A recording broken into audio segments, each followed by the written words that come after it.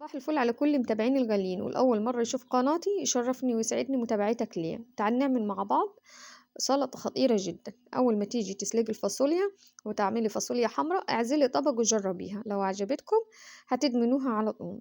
شايفين؟ هجيب ده طبق فاصوليا مسلوق عادي خالص، ضفت له معلقة بصل أحمر مفروم، لو عندك بصل أخضر مفروم هتكون أحلى برضو، ومعلقة كزبرة على بقدونس مفرومة. هضيف ملح وفلفل ملح وكمون بس، ومعلقة خل كبيرة، ومعلقة زيت زيتون. لو مش متوفر زيت الزيتون أي نوع زيت عندك، بس يكون ريحته حلو، مش ريحته مش كويسة في الوصفة.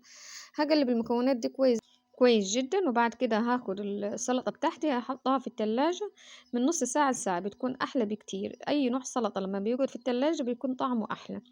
أتمنى لو عجبتكم الوصفة ما تنسوش اللايك والمتابعة، واسيبكم في رعاية الله وحفظه، والسلام عليكم ورحمة الله.